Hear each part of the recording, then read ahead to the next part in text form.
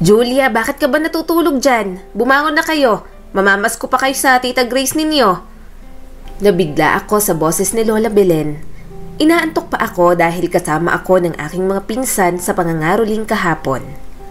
Hindi ko naman kasi yun nagagawa kapag nasa Valenzuela kami. Kaya ngayong nandito kami sa Palawan at nagbabakasyon, sinusulit ko na. Kasiyahan ko na rin kapag may nagbibigay ng pera, pagkain at regalo. Taon-taon, nagbabakasyon kami rito sa Palawan. Dito lumaki ang aming amang si Eric. Kapag pumupunta kami rito, natutuwa sina Lola Belen at Lolo Felix. Nakokompleto kaming magpipinsan tuwing Pasko at Bagong Taon. Mama, saan daw po tayo pupunta? Tanong ko kay Mama nang bumangon ako sa katre. Tumayo si Mama at ginising si Jane. Sa Tita Grace mo, may bahay sila rito sa probinsya, Julia. Pumunta kayo't mamasko, kasama niya rin ang mga pinsan niyo ni Jane. Nagtanggal ako ng mga muta. Tiningnan ko ang aking kapatid na si Jane na iniipitan ni Mama. Gusto ko ring magpaipit ng buhok, kaya matyaga akong naghintay. Nang matapos si Jane, nagsabi agad ako kay Mama. Ako naman po ang ipitan niyo, Mama. Hindi man lang tumingin sa akin ang aking ina. Ikaw na, bibihisan ko pa itong si Jane. Magsuklay ka na lang. Magbihis ka na rin, kaya mo na yan. Napabuntong hininga na lamang ako. Inabot ko ang suklay at nag-ipit. Gusto ko rin ng tirintas kaso ayaw ni Mama gawin sa akin yon. Kahit kapag papasok ako sa school, laging si Jane lang ang kanyang iniipitan. Minsan, naiisip kong napapagod agad si Mama kay Jane kapag nauuna ang kapatid ko. Kaya isang beses, pinilit kong makapagbihis agad at maunang magising kesa kay Jane. Hinintay ko talagang matapos magluto si Mama. Pero kahit naghihintay na ako sa lamesa, kahit sobrang handa na ako sa pagpasok, si Jane pa rin ang inipitan niya ng buhok. Doon ko na-realize na ayaw talagang gawin sa akin ni Mama iyon. Julia, akain mo tong kapatid mo. Huwag mong pababayaan tong si Jane. Bilin sa akin ni Mama. Napalingon ako sa kanya. Bakit po, Mama? Hindi po kayo sasama? Umiling ang aking ina. Hindi. Kasama mo naman ang iba ninyong mga pinsan. Kailangan ako ni Ini dito sa bahay. Gagawa pa kami ng suman. Tumango na lamang ako. Hinawakan ko ang kamay ni Jane at lumabas na kami. Kaya ko naman siyang bantayan. Hindi rin naman siya malikot kahit kaming dalawa lang. Ate Julia, nasa ng bag mo? Mamamasko tayo. Paalala sa akin ni Jane. Napailing ako. 13 na ako. Dalaga na ako. Ayoko nang suotin ng bag na ganyan. Kapag may nagbigay sa akin ng pamasko, palagay na lang sa bag mo ha. Kukunin ko na lang pag-uwi natin. Huwag kang kukupit ha. Bibilangin ko yan. Binalatan pa ako ni Jane. Bakit naman ako kukupit? Mas malaki nga pamasko ko eh. Mas marami akong ninang. Huminga ako ng malalim. Yun din ang napansin ko. Isa lang ang aking ninong at ninang. Ang best friend lang ni Mama. Samantalang si Jane, 8 pares ng ninong at ninang ang meron. Kaya kapag namamasko kami, mas marami siyang natatanggap. Swerte lang kung maabutan ako ng pera. Naglalambing na idinikit ni Jane ang pisngi sa aking braso. Pero dahil love kita, hati tayo. Bibigyan kita para pareho tayo ng bilang ng pera, Ate Julia. Parang unfair pero minsan, iniintindi ko na lamang. Si Mama lang ang hindi pata sa akin. Pero si Jane, walang araw na hindi siya nagbibigay sa akin. Bunso ko siyang kapatid at mas bata sa akin. Kaya kailanman, hindi ako nakaramdam ng inggit sa kanya. Mahal na mahal ako ni Jane bilang ate niya at ganoon din ako sa kanya. Aba, ito na ba si Jane? Tanong ni Tita Grace. Tumango naman ang aking mga pinsan.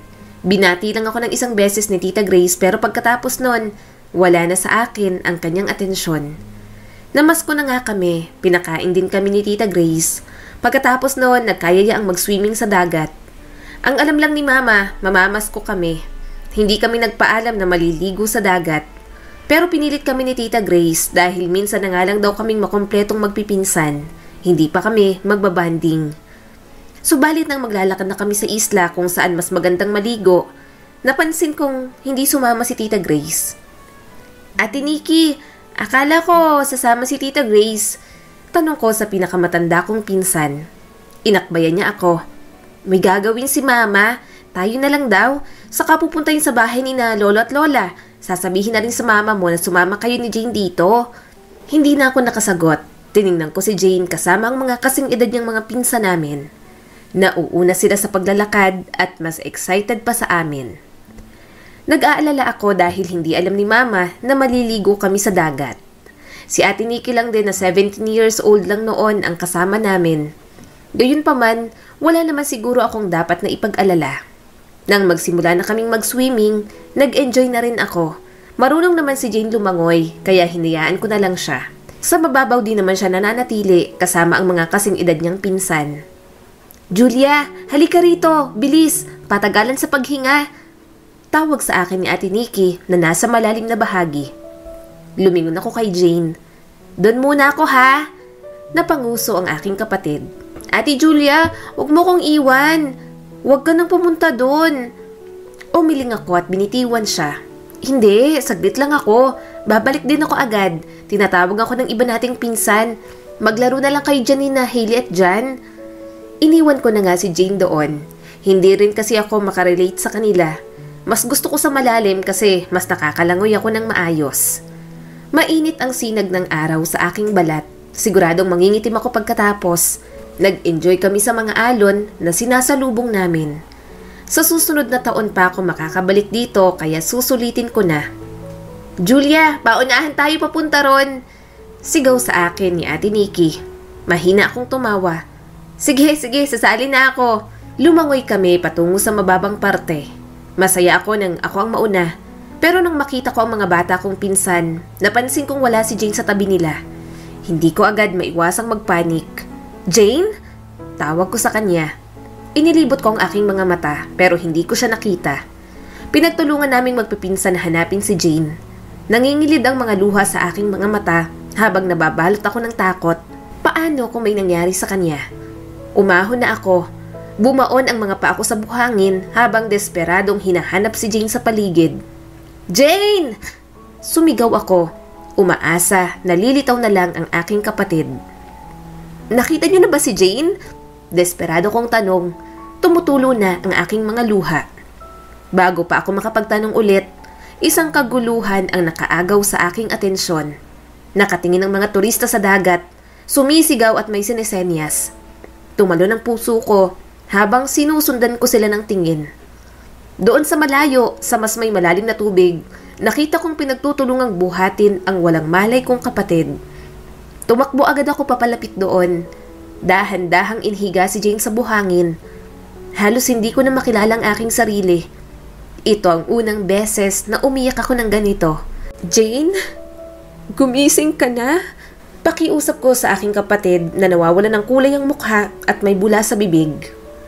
May nagsimulang mag-CPR sa aking kapatid. Ilang minuto ang lumipas, hindi pa rin kumikibo si Jane. Mas lalong tumindi ang aking pag-iyak. Sinugod pa si Jane sa ospital pero hindi na rin umabot. Nakarating si Mama sa ospital.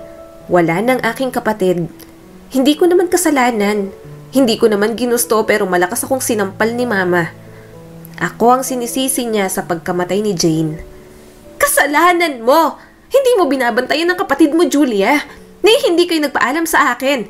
Anong naisipan niya't naligo kayo sa dagat ng walang kasamang matanda, ha?" Sigaw sa akin ni Mama. Tumulo na naman ang aking mga luha.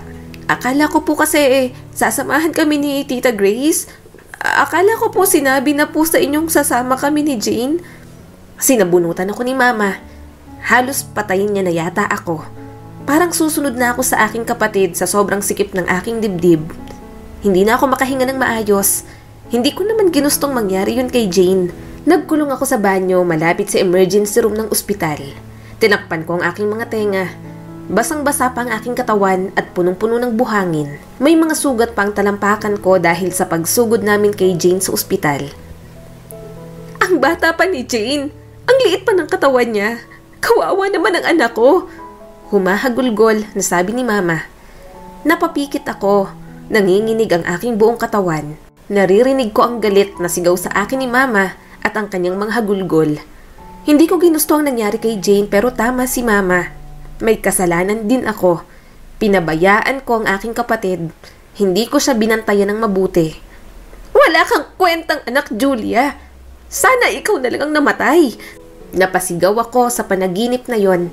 Hingal na hingal ako ng magising. Pinagpawisan ako ng malamig. 5 taon ang lumipas pero ang lahat ng nangyari sa araw na yon, sobrang linaw pa rin sa aking isipan. Isang masamang alaala na naging bangungot ko sa araw-araw. Happy birthday, Julia! Bati sa akin ni Papa nang pumasok siya sa loob ng aking kwarto. Dalaga na talagang Julia namin. 18 ka na. Ang bilis ng panahon. Salamat po, Papa. Napangiti ako kahit medyo balisa pa ako sa naging panaginip ko kanina. Kumunot ang kanyang noo. Namumutla ka, Julia. Ayos ka lang ba? Tumango naman ako. Ayos lang po ako. Huwag po kayo mag-alala. Si Papa palagi ang nandyan para sa akin. Siya ang nakakaintindi kung sino ako. Kailanman, hindi niya ako tinuring na iba. Kung anong pagmamahal niya para kay Jane, yun din ang pagmamahal niya para sa akin. Wala siyang paborito dahil pareho kaming pantay sa kanyang puso. Yun ang gusto kong maramdaman mula kay Mama, pero ayaw niyang ibigay sa akin. May sorpresa ako para sa'yo ngayon. Lalabas tayo sa birthday mo. Pasensya ka na. Dapat debut party ang binibigay namin sa'yo kasi 18 ka na. Gusto ko ring maranasan mo yun, anak. Kaso, ayaw ng mama mo. At medyo marami rin tayong bayarin ngayon, Julia. Malungkot na sabi sa akin ni Papa. Ayos lang po, masaya na po akong i-celebrate natin ang birthday ko. Tapat kong sabi. Pero, sasama po ba sa atin si Mama? Hindi agad siya nakasagot. Doon pa lang, alam ko na ang sagot sa sarili kong tanong. Muling bumangon ang kalungkutan sa akin nang maisip kong hindi siya sasama sa amin. Mula nang pumanaw si Jane, mas lalong nagbago ang mga bagay sa pagitan namin ni Mama. Bahagya akong napayuko. Hindi po siya sasama kasi hindi niya naman po ako mahal, di ba? Sinisisi niya pa rin po ako sa pagkamatay ni Jane. Umupo si Papa sa gilid ng aking kama. Huwag ka sanang magsawang intindihin ng mama mo. Marami lang siyang pinagdadaanan ngayon, Julia. Huwag mong isiping sinisisi ka niya at huwag mo ring sisihin ang sarili mo. Hindi mo naman ginustong mangyari yun sa kapatid mo, hindi ba? Lahat tayo nasaktan sa pagkawala ni Jane sa mga buhay natin, Julia. Nangingilid ang mga luha sa aking mga mata sa kabila ng aking pagsisikap na pigilan iyon. Alam ko naman po yun, Papa. Pero parang hindi niya na ako mahal. Parang paalala lang po ako sa lahat ng nangyaring mali. Parang si Jane lang po ang mahal niya. Nakalimutan niya pong may natitira pa siyang anak at ako yon. Hinawakan ni Papa ang aking kamay. Hindi totoo yan, Julia. Mahal ka ng mama mo. Anak ka niya eh. Nahihirapan lang siyang humanap ng paraan para makayanan ng lahat ng nangyari sa kapatid mo. Masakit pa rin para sa kanya at kahit sa akin. Pero mas matatag ako sa mama mo. Kaya sana, tayo ang maging lakas niya at huwag natin siyang sukuan. Tahimik akong tumango. Pero nananabik din ako na makasama si Mama. Gusto kong nasa tabi ko siya kapag birthday ko. Kahit walang handa, kahit hindi magarbong party, ayos lang naman sa akin. Baka nga kahit batiin niya lang ako ng happy birthday, buo na agad ang aking araw. Sisiguraduhin kong magiging masaya ka sa birthday mo. Kakausapin ko ulit ang mama mo. Baka mamaya magbago ang isip niya at sumama na siya sa atin. Nag-a-assure pa si Papa sa akin. Pinilit kong umiti. Salamat po, Papa. Sa kabila ng lungkot na nananatili pa rin sa aking puso, alam kong hindi ako iiwan ng aking ama. Hindi siya katulad ni Mama na sinisisi ako sa pagkawala ni Jane. Lumabas na ako sa kwarto. Nakita ko si Mama na nagtitiklop ng mga damit. Binati ko siya pero tumingin lang siya sa akin. Inutusan niya akong maglinis kaya ayun agad ang ginawa ko. Takot akong magalit si Mama. Gusto ko ring makuha muli ang kanyang loob. Kaya sinisipagan ko talaga sa bahay at ginagalingan ko sa school. Gayunpaman, si Papa lang ang nakaka-appreciate sa lahat ng aking efforts. Habang sabay kaming nag-aalmusal, sinusubukan pa rin ni Papa na pilitin sumama sa amin mamaya si Mama. Pero katulad ng lagi kong inaasahan, matigas pa rin talaga siya pagdating sa akin. Dina, paano kung lumabas tayo mamayang gabi para ipagdiwang ang kaarawan ni Julia? 18th birthday niya na oh, sumama ka naman. Nakangiting sabi ni Papa sa aking ina. Napabuntong hininga ako. Hinihintay ko ang sagot ni Mama. Ibinaba niya ang kanyang tasa ng kape. Parang wala talaga siyang interes. Sinabi ko na ngang hindi ako sasama. Kayo na lang. Mahina niyang sabi. Nadurog ang aking puso. Hindi ito ang unang pagkakataon na tumanggi si Mama. Lagi niyang ipinagpapaliban ng birthday ko na parang hindi naman yun mahalaga. Pinilit ko na lang umiti kay Mama. Okay lang, Mama. Sana next time makasama na po kayo. Nagawa ko pang sabihin iyon. Pero sa loob-loob ko, Hindi ko mapatahimik ang boses na bumubulong ng pagdududa. Mula nang mawala sa amin si Jane, mas lalong nawalan sa akin ng amor si Mama. Parang sa aking ina, nasira ang pamilya namin dahil sa pagkawala ng aking kapatid. Tila si Jane ang naging sikat ng araw sa aming mga buhay noon. Kaya nga kahit ramdam kong nasa kanyang atensyon palagi ni Mama, hindi na rin ako naiinggit. Pinapasaya din naman niya ako. Pero ang pagkawala ni Jane ang nagwasak sa aming lahat. At para sa aking ina, parang may nabasag akong hindi na mababawi pa. Sinusubukan kong maging maunawain para bigyan siya ng space, para makalimot sa nangyari. Subalit sa paglipas ng mga taon, mas lalo kong naramdaman ang distansyang nilagay sa pagitan namin ni Mama. Dina, please. Gusto ni Julia na magkakasama tayong lahat sa birthday niya. Pagbigyan mo naman ang anak mo. Malumanay na pakiusap ni Papa at inabot ang kamay ni Mama sa ibabaw ng mesa. Subalit, hinila ni Mama ang kanyang kamay. Ayoko nga sabi. Huwag mo akong pilitin sa mga bagay na ayoko. Habang nakatingin ako kay Mama, mas lumalayo siya sa akin sa bawat araw na lumilipas. Isang celebration sana pero hindi ko makuhang maging masaya.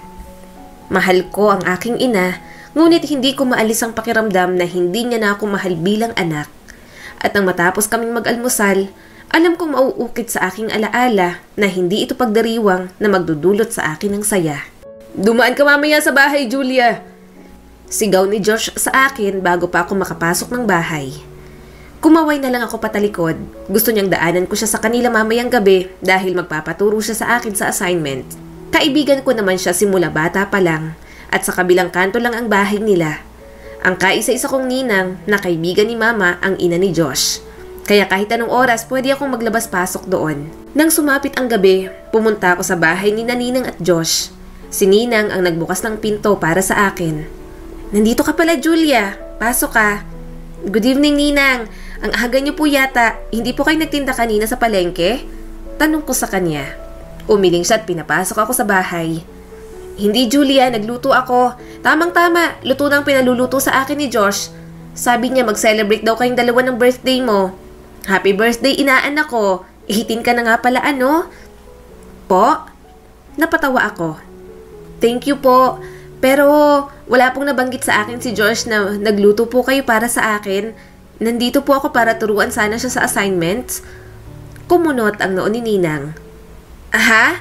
Akala ko magsi-celebrate kayo kaso late na. Puntahan mo na lang sa likod, hindi ko na na-check, kanina pa ron. Habang tinataha ko ang likod ng bahay nila Josh, parang may sumusugod na kung ano sa aking dibdib. Hindi ko alam kung bakit ako kinakabahan. Basta ang alam ko lang, namamangha ako sa nakikita ko. Nagulat ako nang makita ko ang pagbukas ng pinto. Pinagmamasdan ko si Josh na pinapalobo ang mga lobo na nakakalat sa lupa. Punong-puno ng lights ang paligid. May isang kortinang malaki na nakasabit sa sampayan nila roon at may nakadikit na mga letra ng aking pangalan at ng edad. Sa tapat noon, isang upuan na may bulaklak pang nakadikit. Kahit simple lang, talagang tumatak sa aking puso. Hindi magarbo ngunit nakakataba ng puso. Sino ba naman kasing kaibigan ang gagawa para sa akin ito? Si Josh lang talaga. Alam niyang sobrang lungkot ko nung 18th birthday ko dahil kay Mama. Kaya alam kong ginagawa niya ito para mapasaya niya ako kahit papaano. Alam niya rin namang mahalaga para sa isang babae na ma-celebrate ang 18th birthday. Alam niyang tulad ng iba, interesado din akong maranasan ang saya ng isang debut party. Kahit natatawa ako, tumulo pa rin ang aking mga luha. Bukod kay Papa, si Josh lang talagang nakaka-appreciate sa akin. Pawisang humarap sa direksyon ko si Josh. Gulat na gulat siya nang makita ako. Nabitiwan niyang pinapalobong balloons at mabilis na nawala ng hangin habang lumilipad sa ere. Sa pag-atras, may natapakan pa kaya pumutok ng wala sa oras ang isang lobo. Bakit kabado ka? Natatawang tanong ko sa kanya. Napalunok siya at binitiwan ng pambomba. Happy birthday, Julia! Surprise sana kaso hindi pa tapos. Sinamaan ko siya ng tingin. Anong pakuluto? Bakit nandyan ang pangalan ko? Pinunasan niya ang kanyang pawis. Lumapit ako sa kanya. Pareho kaming nakapangbahay. Hinila niya ako at pinaupo sa upuang nandoon. Nilagyan pa ako ng flower crown, kaya natawa ako. Hindi ko alam na bibigyan mo ako ng ganito. Nakangiting sabi ko sa kanya. Napalunok si Josh. Hintayin mo ako, magbibihis lang ako. Umawang ang aking bibig. Ha? Teka, hindi na ako nakaangal nang nakaalis na siya. Humalok-ipkip na lang ako at naghintay sa kanya. Pagbalik ni Josh, nakabihis na siya ng isang polong itim. Napangiti ako. Pogi natin ngayon na. Tipid lang siyang ngumiti. Lumapit siya sa isang lamesa. May isang paper bag, may isang tangkay ng rose, isang kandila at isang maliit na baso na may lamang alak. Suminghap ako nang lumapit siya sa akin at binigyan ako ng isang puting rosas. Pwede ba ako maging una't huling sayaw mo ngayong gabi? Hinaplos niya ang kanyang batok. Pasensya na kung hindi ito yung favorite mo. Tulip sana kaso wala na akong budget. Natatawa ako. Halatang kabado si Josh at hindi ko alam kung bakit ganon. Tinanggap ko ang bulaklak at ang kanyang kamay. Gagawin ba natin lahat ng ritual sa debut? Bakit isa lang? Dapat 18 din? Biro ko pa sa kanya. Pinisil niya ang bewang ko. 18? Bakit? Mukha kang 1-year-old sa akin eh. Ang ano naman ito, ang dami ko nang ginastos dito, humihirit ka pa. Pinaningkitan ko siya ng mga mata. Sinabi ko bang maganito ka? Mamumulubi ka talaga sa akin. Dapat may 18 bills din. May hirap akong pasayahin pero kung may blue bills, Josh, yung ngiti ko, abot hanggang langit. Huminga ng malalim si Josh. 1,000 lang. Ikaw talagang babae ka, maghihirap ako sa'yo. Saka na sa 18,000 kapag financially stable na ako. Gusto mo, araw-araw pa, Julia. Tuluyan na siyang yumakap sa akin. Ang higpit ng yakap niya kaya hinigpitan ko rin. Tawa naman siya ng tawa. Pakiramdam ko siyang ibang uminom ng shot ng alak para sa akin. Ang kulit ni Josh ngayong gabi. Pwede ba akong manligaw, Julia? Tanong niya sa akin. Napasinghap ako sa kanyang sinabi. Matagal na kaming magkaibigan. Sobrang close na nga namin. Hindi ko inasahang higit pa ron ang tingin sa akin ni Josh. Gayunpaman, hindi din ako tatanggi. Pwede naman siguro akong tumanggap ng manliligaw. Kilala naman siya ng mga magulang ko. Bukod doon, hindi rin naman mahirap magustuhan si Josh. Marahan akong tumango. Sige. Mas lalong humigpit ang yakap niya sa akin habang sinasayaw ako. Salamat. Sana, sagutin mo ako. Gusto kasi talaga kita, Julia. Mahina na lang akong tumawa. Dahil sa mga ginawa niya, sobrang saya ko.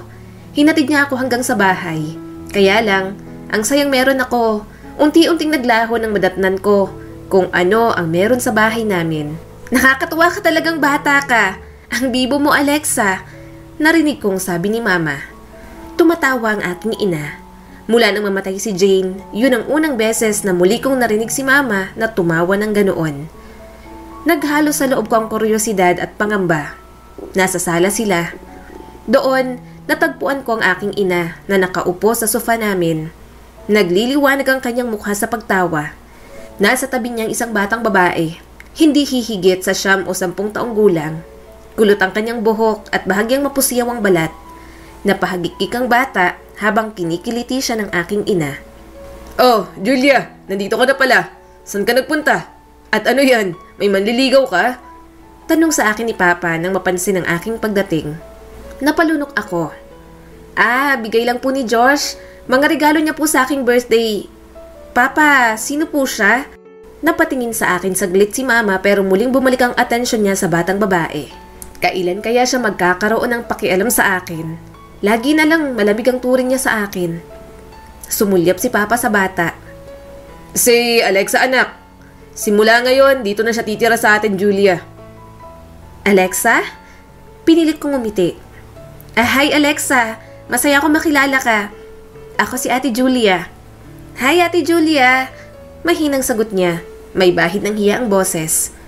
Sa wakas, tumingin sa akin si Mama. Ito si Alexa. Pumanaw ng mama niya kamakailan lang. At napag-usapan namin ng papa mo na ampunin na lang namin siya. Magiging kapatid mo si Alexa. Huwag mo sana siyang ipahama katulad ng ginawa mo kay Jane. Dina! Suway agad ni Papa. Bakit ba palaging si Julia ang sinisisi mo? Hindi niya ginusto ang nangyari sa kanyang kapatid. Bata pa lang siya noon. Wala rin siyang kamuwang-muwang. Hindi na sumagot si Mama. Hinawakan ko ang braso ni Papa. Hindi niya na ako kailangang ipagtanggol. Sanay naman ako sa mga salitang natatanggap ko mula kay Mama. Hindi ko lang inasahang mag-aampon sila ni Papa. Ang aking ina na noon pa man ay malayo sa akin, malapit agad ang loob sa isang batang kakakilala pa lang niya. Samantalang ako, Ni hindi ko alam kung minsan ko na bang naikwento kay mama ang pangarap ko sa buhay. Pinilit kong panatilihin ang aking ngiti. Ayokong malaman nila ang tumatakbo sa isip ko. Alexa, sana magustuhan mong tumira dito sa amin. Nagawa ko pa talagang sabihin yon. Nahihiyang tumango si Alexa. Salamat, Ate Julia. Habang lumalalim ang gabi, tahimik ako nanonood habang magkatabi ang aking ina at si Alexa. Masakit aminin pero naiinggit ako. Bata lang siya, dalaga na ako at hindi ko dapat maramdaman ito. Kaso hindi ko talaga mapigilan. Nagsiselos ako sa atensyong binibigay ni mama sa kanya. Napalingon sa akin si papa. Kumain ka na ba? Nagluto ako ng ulam. Tumango naman agad ako. Opo, pinakain naman po ako ni Ninang sa bahay nila. Nag-excuse ako. Isinara ko ang pinto sa aking likod, sabay buntong hininga. Mag-isa sa tahimik na kadiliman, tuluyang tumulo ang aking mga luha. Ang unfair talaga palagi ni mama pagdating sa akin. Bakit hindi makatingin sa akin si mama? Gaya ng pagtingin niya kay Alexa. Ano bang pwede kong gawin para naman maging karapat-dapat ako sa kanyang atensyon? Ngunit sa gitna ng sakit, inintindi ko pa rin si mama. Hindi ko kayang baguhin ang nararamdaman niya pero kaya kong kontrolin ang magiging reaksyon ko. Hindi ko hahayaang lamunin ng selos ang aking pagkatao. Naulila lang si Alexa, kailangan niya ng magmamahal sa kanya. Huminga ako ng malalim, pinunasan ko ang aking mga luha at inayos ang sarili. Inilapag ko sa ibabaw ng lamesa ang regalo sa akin ni Josh. Kaya ko to. Iintindihin ko na lang si mama. Mahinang bulong ko sa aking sarili. Lumipas ang mga araw, naging abala si mama kay Alexa. Naaaliw siya sa inampo niyang bata. Lagi niyang binibilhan ng damit, hinahatid sa school at nilalambing. Mga tipikal na gawain na ginagawa niya nung nabubuhay pa si Jane. Pakiramdam ko tuloy, binubuhay niya kay Alexa ang mga alaala ng kapatid ko. Ayokong mangyari yon. Nag-iisa lang ang aking kapatid na si Jane. Hindi siya mapapalitan ng kung sino man. Kailanman, hindi ako nakaramdam ng inggit o selos kay Jane. Pero kay Alexa, pakiramdam ko, inaagaw niya sa akin ang lahat. Nung una, sinusubukan kong maging mapagpasensya. Pero habang lumilipas ang mga araw, mas nakakairita ang presensya ni Alexa. Lalo na kapag sinusubukan kong mag-focus sa aking pag-aaral. Ate Julia! Tingnan mo ginawa ko! Bulalas ni Alexa at pinipilit sa akin ng isang drawing. Napabuntong hininga ako. Namumuo ang frustration sa aking dibdib. Alexa, sinusubukan kong mag-aral. Hindi mo ba ako pwedeng iwan kahit minsan lang? Pero tingnan mo lang naman, Ate Julia.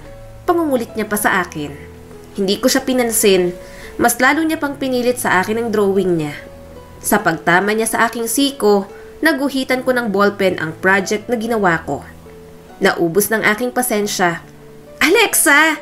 Tignan mo ng ginawa mo. Alam mo bang deadline na to bukas? Magsisimula na naman ako sa umpisa.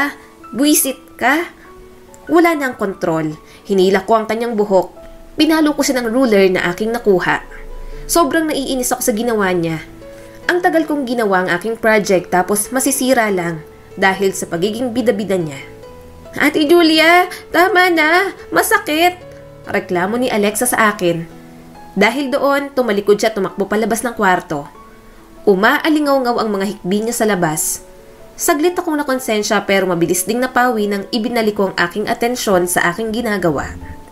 Ang dami-daming pwedeng masira, ang project ko pa talaga kung saan terror ang aking teacher. Lumipas ang mga araw, hindi ko pinansin si Alexa. Hindi rin naman siya lumalapit sa akin. Gayunpaman, nakokonsensya pa rin ako sa aking ginawa sa kanya.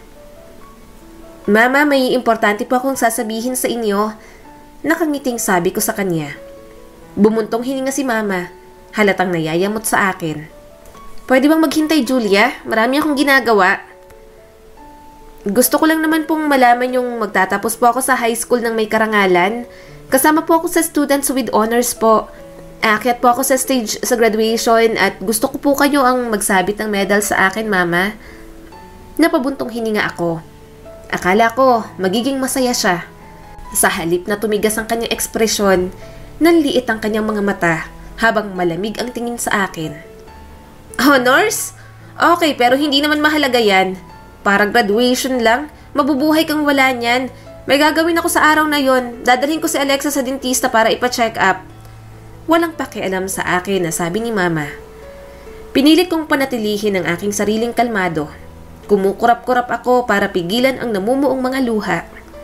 Pinaghirapan ko yon kasi akala ko matutuwa sa akin si Mama.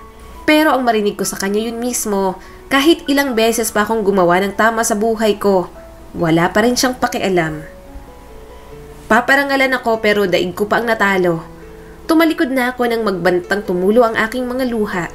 Habang naglalakad ako palabas ng kusina, doon pa lang bumuhos ng aking emosyon. Nakasalubong ko si Papa. Oh, Julia, bakit ka umiiyak? Pinunasan ko agad ang aking mga luha.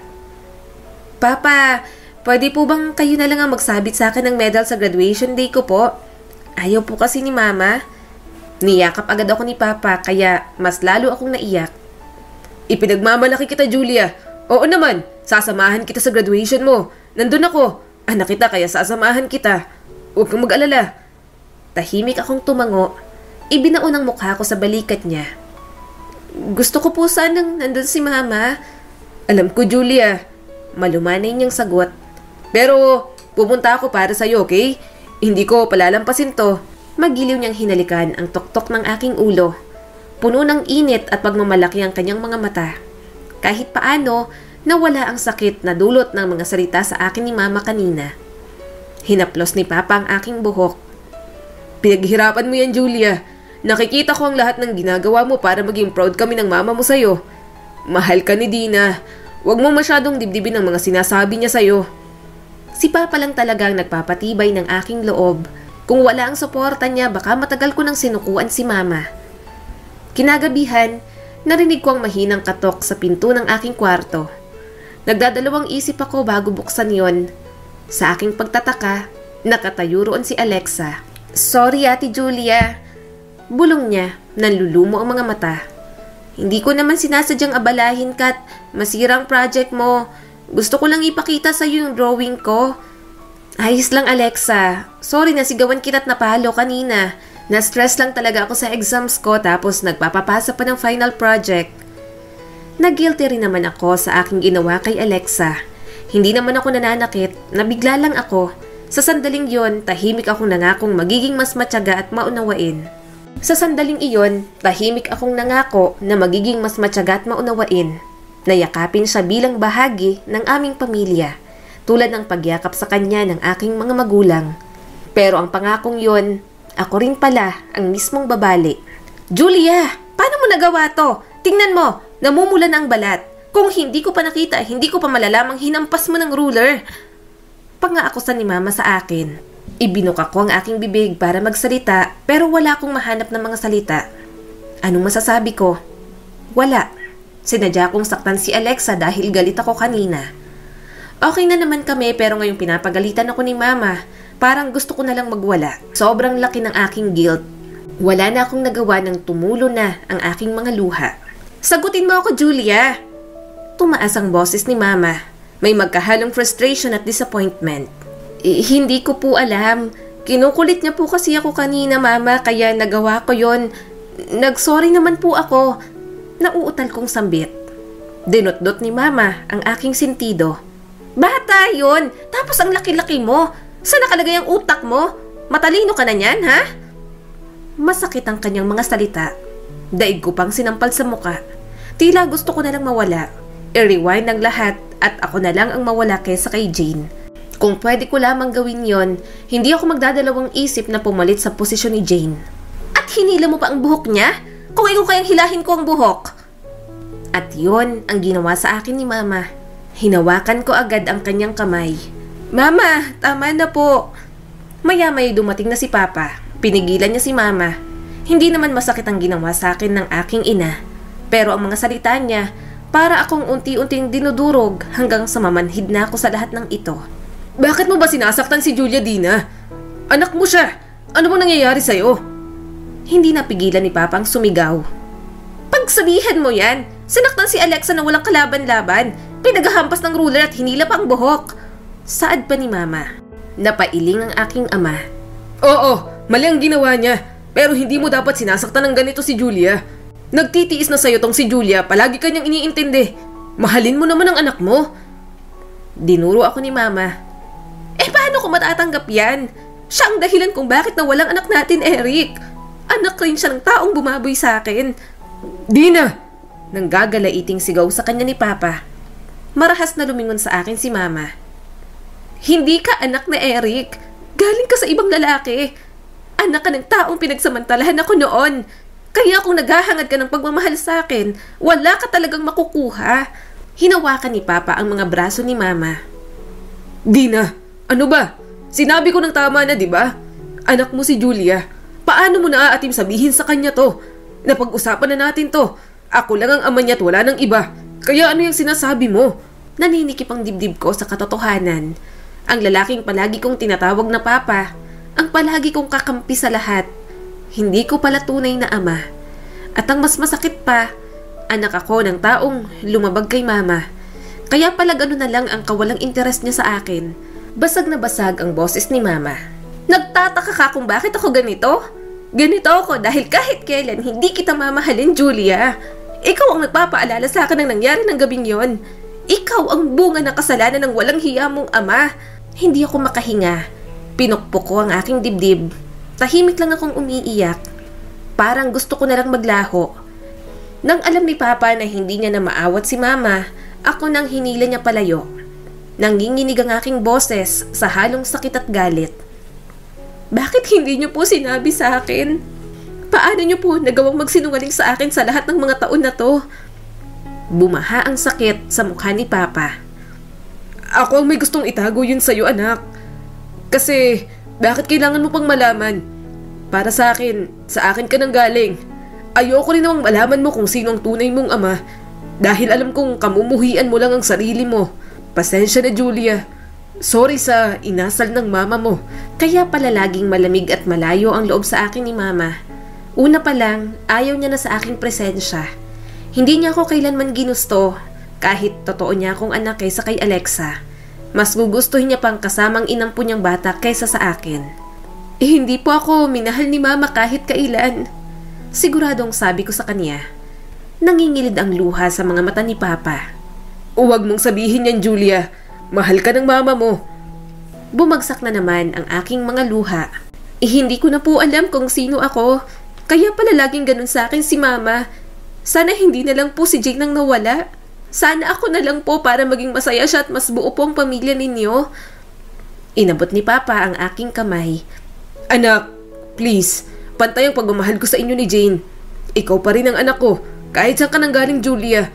Ako pa rin ang papa mo. Muli akong niyakap ni Papa. Sana sa simpleng yakap na yon makuha kong tanggapin ng buong buo ang sarili ko. Pero katulad ni Mama, kahit anong gawin kong tama, mananatili pa rin ang bahid sa akin ng taong pinagsamantalahan siya. Sa sobrang sama ng loob ko, umalis ako ng bahay. Parang ang sikip ng bahay dahil sa aking mga nalaman. Pumunta muna ako sa bahay ni Ninang. Pero pagpunta ko, si Josh lang na boyfriend ko ang nandun. Wala pa si Ninang at pumuntang Bicol. Julia, anong meron? Bakit napasugod ka rito? Gabing-gabi na, umuulan pa, basang-basa ka na. Mahinang sabi sa akin ni Josh. Puno ng pinaghalong pag-aalala at kuryosidad ang kanyang boses. Pinapasok niya ako sa loob. Sandali ako nakatayo roon. Tumutulo ang tubig ulan mula sa buhok ko papunta sa sahig. Napabuntong hininga ako. Pwede ba tayong mag-usap? Kailangan ko lang ng kausap ngayon. Tumango si Josh. Iginiya niya ako papunta sa sofa, kung saan madalas kaming sabay na nag-aaral. Binigyan niya ako ng tuwalya. Umupo siya sa tabi ko at matyagang naghintay sa aking sasabihin. Inabot niya ang aking kamay para marahang pisilin. May problema ka na naman ba sa mama mo, Julia? Tanong sa akin ni Josh. Marahan akong tumango. May nalaman ako tungkol sa pagkatao ko. Bahagyang kumunot ang noo ni Josh. Anong ibig mong sabihin? Huminga ako ng malalim. Sinabi niya sa akin na hindi ako tunay na anak ni Papa. Na anak ako ng taong pinagsamantalahan siya.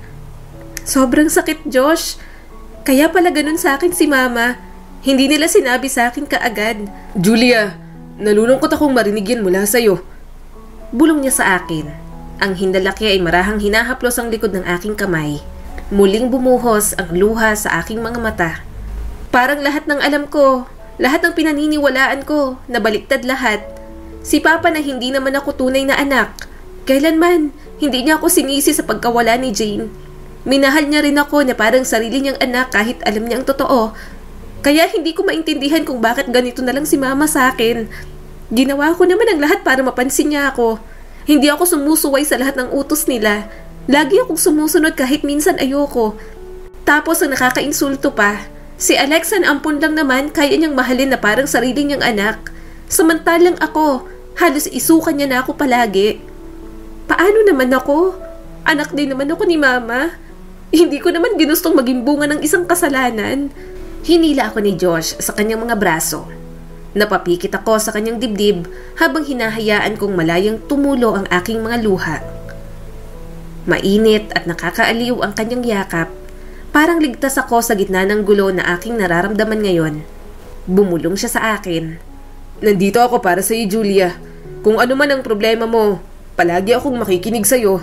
Sa sandaling yon, ang kanyang mga salita ay parang isang linya ng buhay. Parang yun lamang ang makakapitan ko.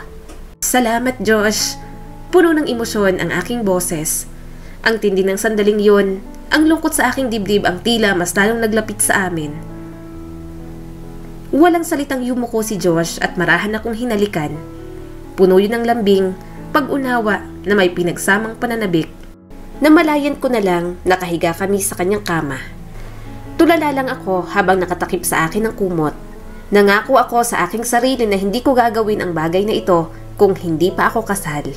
Pero dahil sa lungkot at frustration na ibigay ko ng wala sa oras ang aking sarili kay Josh, hinalikan niyang pisngi ko. Anong iniisip mo, Julia? Paano kung mabuntis ako, Josh? Tanong ko sa kanya. Huminga siya ng malalim. E di, magpapakasal tayo, Julia. Nasa tamang edad na naman tayo. Napalingon ako sa kanya. Pero mga bata pa tayo at nag-aaral pa. Ayokong ma-disappoint sa akin si Papa. Niyakap niya ako. Pwede namang mag-aral kahit asawa mo na ako. Magtiwala ka lang sa akin. Mahal naman kita. Gagawin ko ang lahat kung sakaling mabuntis ka at maaga tayong maikasal, Julia. Natulala na lang ako sa kisame ng kanyang kwarto. May tiwala naman ako kay Josh. Mahal ko rin siya. Yun nga lang, kung sabihin niyang pag-aasawa at pagbuo ng pamilya, parang sobrang dali lang. Tumayo ako at nagbihis. Uuwi na ako. Salamat sa pakikinig sa mga problema ko. Marahan siyang tumango. Hinatid niya ako hanggang bahay. Alam naman sa amin na boyfriend ko si Josh, pero lagi akong pinapaalalahan ni Papa sa mga limitasyon ko. Medyo nakonsensya na tuloy ako. Kahit sobrang sama ng aking loob kay Mama, umuwi pa rin ako. Nagpatuloy pa rin ako sa aking buhay. Para nga lang hangin kong ituring niya ako.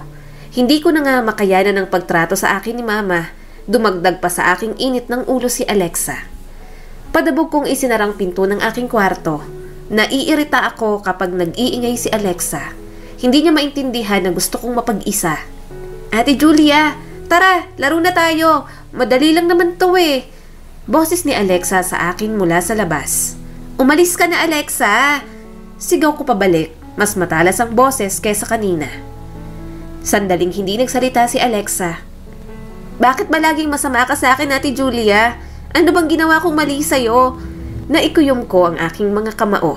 Wala kang ginawa, Alexa. Gusto ko lang mapag-isa. Ate Julia, gusto ko maging magkaibigan tayo. Sabi niya pa sa akin. Sinasagad niya talagang pasensya ko. Hindi tayo magkaibigan, Alexa. Hindi tayo magiging magkaibigan. Hindi kita kapatid at hindi kita matatanggap. Nagkaroon ng sandaling katahimikan at halos maaninag ko si Alexa na nakatayo sa labas ng aking pintuan. Bumagsak ang kanyang mga balikat at puno ng luha ang kanyang mga mata. Napakasungit mo! Nanginginig ang boses ni Alexa. Binuksan ko ang pinto. At nakakainis ka! Lagi akong napapagalitan dahil sa'yo. Sip-sip ka? Sumbongera ka pa? Bakit ba galit na galit ka sa akin? Nagcrack ang boses ni Alexa. Tinulak ko siya.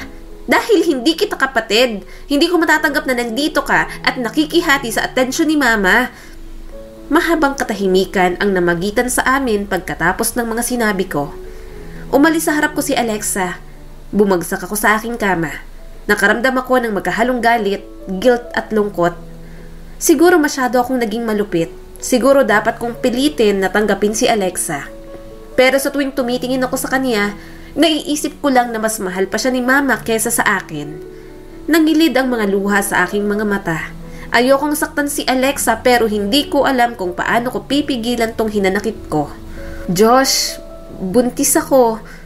Pagkatapos ng gabing yon, hindi lang isang beses na may nangyari sa amin ni Josh. Naging parte yon ng aming relasyon na parang isang normal na gawain lang. Kaya nang mabuntis ako, hindi na rin ako nabigla. Pero sa halip na matakot, hindi ko hinaramdaman. Napabayaan ko na rin naman ang aking sarili sa pag-aaral.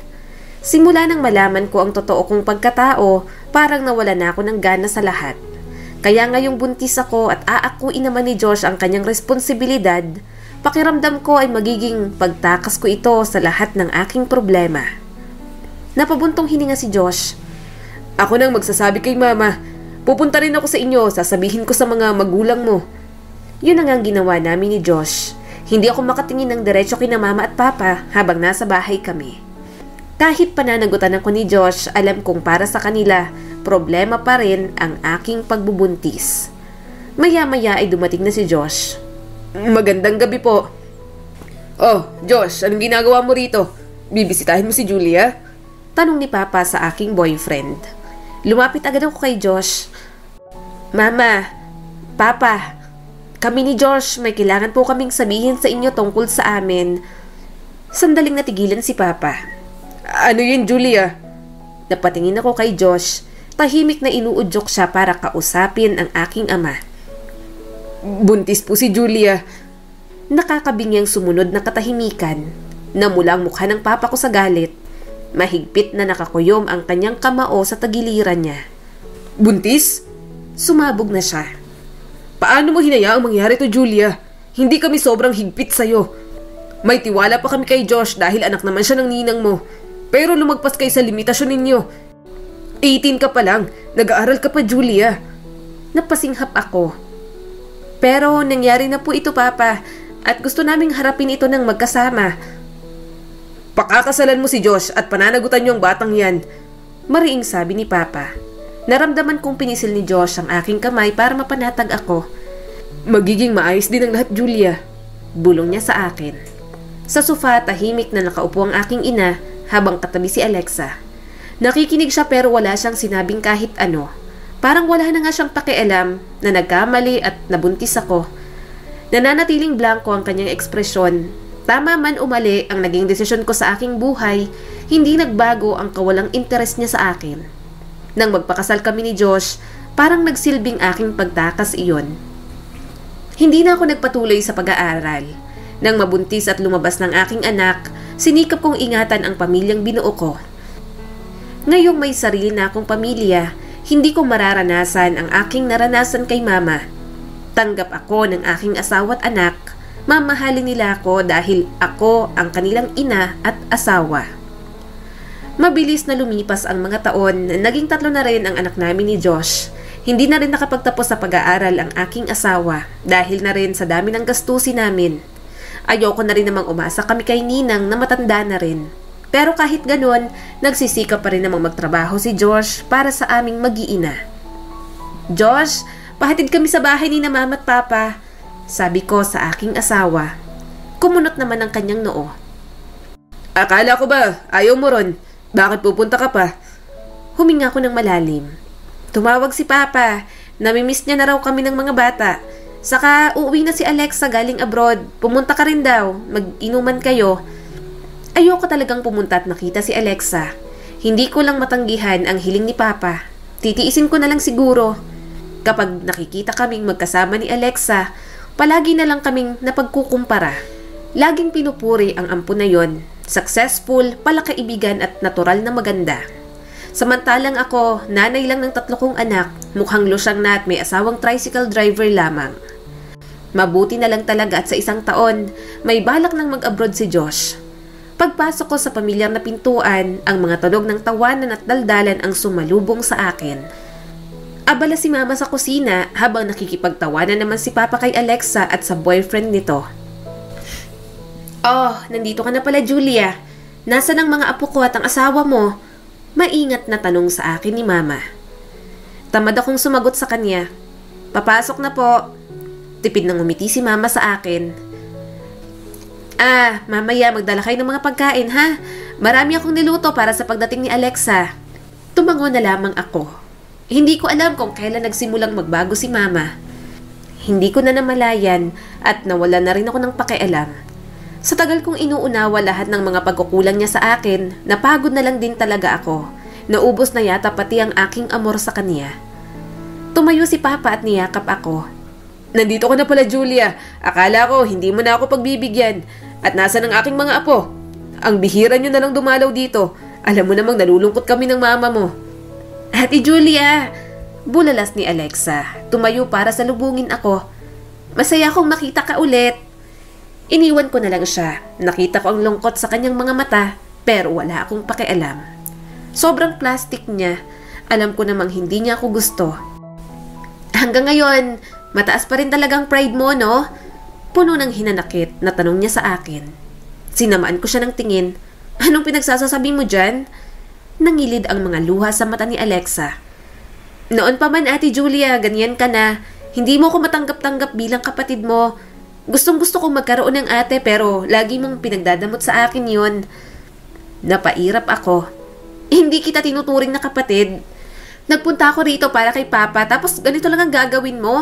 Mabuti pa umuwi na lang kami. Naiirita lamang ako. Nagpapaawa na naman si Alexa. Siya na naman ang magaling sa mga mata ng magulang namin. Julia, anak, sandali. Huwag naman kayong umalis agad. Kararating nyo pa lang. Pakiusap sa akin ni Papa. Mariin akong umiling. Hindi na po, alis na po kami rito. Mukhang hindi naman kami welcome. Hinila ko agad ang aking mga anak. Mauna na kayo, sumakay na kayo sa tricycle ng papa ninyo. Palabas na ako ng pinto nang humarang si Mama. Pinipilit niya sa akin ang mga pagkain gusto niyang dalhin ko. Pero hindi ko tinanggap yon dahilan para matapon lahat sa sahig. Ano po ba? Sinabi ko na ngang ayoko nga, di ba? Naiinis kong tanong kay Mama. Nangilid ang mga luha niya. Gusto ko lang namang matikman mo at ng mga apo ko ang niluto ko. Bigla na lang akong hinila ni Alex at sinampal ng malakas. Ate Julia, ang sama palagi ng ugali mo. Pati si Mama binabastos mo na. Malakas ko siyang tinulak. Wala kang alam sa nararamdaman ko. Hindi ikaw ang parang tinuring na iba kahit totoong anak. Hindi ikaw ang sinisisi sa isang bagay na hindi mo naman kasalanan at ginusto. Kaya wag mo akong huhusgahan kung bakit ako ganito. Sampid ka lang, Alexa. Nanginginig ang boses ni Papa habang pinipigilan kami. Julia! Alexa! Ano ba? Tama na. Huwag kayong mag-away. Tahimik lang si Mama pero kitang-kita ko ang pagtulo ng kanyang mga luha. Umalis ako sa bahay na yon at sumakay ng tricycle. Hinding-hindi na ako babalik doon hanggang pagtanda ko. Ang trauma na ibinigay sa akin ni Mama, nasa akin pa rin. Ang pagkawala ni Jane, dala-dala ko pa rin sa aking mga bangungot. Kaya hindi nila ako masisisi kung bakit ang hirap sa aking magpatawad. Ginawa nila akong ganito, durog na ang aking pagkatao. Mas talo pang winasak ni Mama nang sabihin niya sa akin ng totoo. At mas minahal si Alexa na hindi niya naman tunay na anak. Pero ang Diyos mismo ang gumawa ng paraan para matuto akong bumalik sa kanila. Diyos, hindi ko na alam ang gagawin ko. Sabi ko sa aking asawa. Nanginginig ang boses na may halong pagod at lungkot. Tumataas ng bayarin at hindi na bumubuti ang kalagayan ni Chloe. Hindi ko kayo makita siyang ganito. Lumapit si Josh at hinawakan ng aking kamay. Gagawa ko ng paraan. Manghihiram ako sa mga kakilala ko, Julia. Pero alam ko rin na kailangan kong gumawa ng paraan. Kaya natagpuan ko ang aking sariling humihingi ng tulong kay Alexa. Nagpatulong ako kay Papa para makiusap. Nang sinabi ko ang aking problema, wala siyang sinabing kahit na ano. Pero mabilis na nagbigay sa akin ng pera si Alexa. Simula ng araw na yon, napagtanto kong kahit gaano ako naging kasama sa kanya, nagawa niya pa rin akong tulungan. Na kahit ilang beses ko siyang inaway at tinawag na ampon, minahal niya pa rin ako bilang kapatid. At ang mga anak ko bilang pamangkin niya. Kaya nang maging okay na ang aking anak, ginawa ko ang lahat para makabawi kay Alexa. Palagi kaming pumupunta sa bahay, sinisikap ko na rin na makipag-usap sa kanya. Hindi naman dahil sa mayroon siyang pera, kundi dahil ngayon lang ako nagising, na naging masama ako sa kanya sa mga nagdaang taon. Nang maging unfair sa akin si Mama, sa kanya ko pinasa lahat. Kapag sinasaktan ng nanay ko ang aking kalooban, sa kanya ko binubuhos lahat. Pero sa pagkakataong ito, siya naman ang umiiwas. Gusto mo ba to? Alam kong favorite mo tong kakanin kaya nagluto ako. Nabanggit sa akin ni tatay na mahilig ka raw dito. Nahihiyang sabi ko kay Alexa. Umiling siya sa akin. Hindi na, Ate Julia. Ayoko na niyan. Nawala ang munting ngiti sa labi ko. Gayunpaman, hindi ko siya sinusukuan. Hindi ako sinukuan ni Alexa noon, kaya kakayanin kong magtiyaga sa pinapakita niyang ugali sa akin ngayon. Katatapos ko lang bihisan ng aking mga anak. Palabas ako sa balkonahe nang marinig kong nag-uusap sina Mama at Alexa. Huwag sanang maging matigas ang puso mo para sa Ate Julia mo, Alexa. Hinawakan ni Mama ang kamay ni Alexa. Napailing siya. Ang lalim din kasi ng binigay niya po sa aking sugat. Ang hirap kalimutan. Alam ko naman pong ampun lang ako pero lagi niyang pinapamukha sa akin. Nang bumalik po ako dito, gusto ko po talagang magkaayos kami. Pero ganun pa rin po kung itrato niya ako. Lalo na kayo, nagpapakumbaba na kayo pero ayaw niya pa rin tanggapin. Niyakap ni Mama ang kanyang unan. Alam mo, Alexa, naiintindihan ko si Julia. Simula bata pa, hindi ko na binigay ang atensyon at pagmamahal na dapat para sa kanya. Kahit nga ang lumapit at humingi ng tawad, nahihiya akong gawin sa kanyang harap. Sinisi ko siya sa mga kasalanang hindi niya ginawa. Hindi niya gustong maging ama ang taong bumaboy sa akin. Hindi niya rin naman ginusto na mamatay si Jane noon. Pero ang kitid ng utak ko para hindi makita kung gaano ako kaswerte kay Julia. Na sa kabila ng lahat, mahal na mahal niya pa rin ako bilang kanyang ina. Na umaasa pa rin siya kahit kaunti na mamahalin ko siya pabalik. Tuloy-tuloy na bumagsak ang aking mga luha. Nanginginig ang aking mga labi. Yun lang naman ang gusto kong marinig mula kay Mama. Tama siya. Kahit kapiraso lang ng pagmamahal niya, sobrang sapat na sa akin.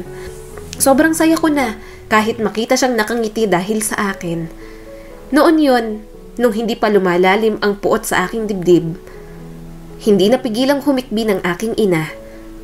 Kaya pagpasensyahan mo na kung sinasaktan ka niya. Wala ang sakit na dinulot niya sa'yo sa dinulot ko sa kanya. Pakiramdam ko, ako ang sumira ng buong buhay niya. Ako ang bumubuhay sa lahat ng takot ni Julia. Kasalanan ko kung bakit siya ganito ngayon. Hindi na ako nakatiis.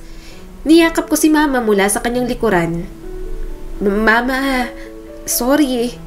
Sorry po talaga. Hinawakan ni Mama ang kamay ko.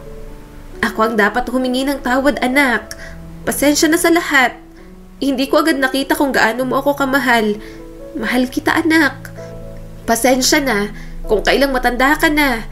Saka ko palang napadama ito sa'yo. Sinira ko ang kabataan mo. Pinagdamot ko ang pagmamahal na para sa'yo. Sumama na rin sa yakap namin si Alexa. Sorry din, Ate Julia. Sana mas inintindi kita. Wala akong ibang nagawa kundi ang umiyak. Para akong nabunutan ng tinik sa dibdib. Tila may naghilom sa akin. Hindi pa naman siguro huli ang lahat, di ba? Pagkatapos ng gabing yon, kinalimutan na namin lahat ng sama ng loob namin sa isa't isa. Sinikap kong maging mabuting anak, kapatid at ina sa mga anak ko. Natuto ulit akong bumangon. Nang makuha ko ang kapatawaran mula kay Mama, para akong bagong tao ulit. Tila ngayon lang ulit ako nangarap. Nagkaroon ng direksyon ang aking buhay. Kumusta ka na, Jane? Sana hindi ka nagalit kay ate. Marahan kong sabi sa puntod ni Jane. Kahit paano, hindi na ako dinadalaw ng mga huling alaala ko sa kanya. Kaya umaasa akong napatawad niya na ako. Mas makakausad ako sa aking buhay kung alam kong hindi niya ako sinisisi sa nangyari sa kanya. Tumulo ang aking mga luha nang parang may malamig na hanging humaplos sa aking pisngi. Miss na kita, Jane. Sana alam mo kung gaano kita kamahal.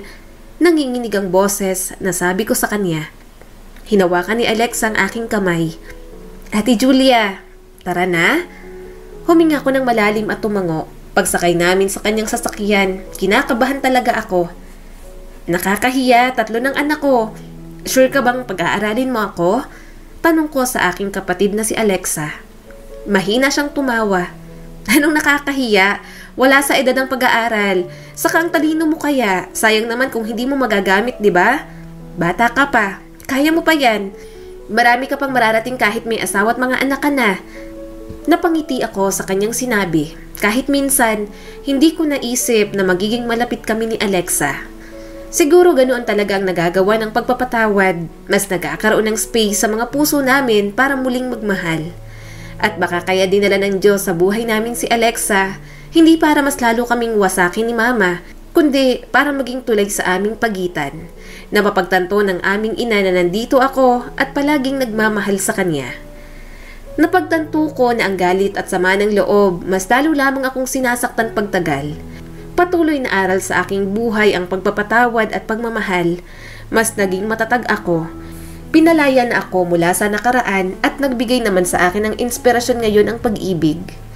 Kaya alam kong simula ngayon, mas matatag ng pundasyon ko para bumuo ng mga magagandang alaala kasama ang aking pamilya. Muli, ito po si Skylar Guro at sana may bago na naman kayong natutunan sa kwento natin ngayon. Maraming salamat po.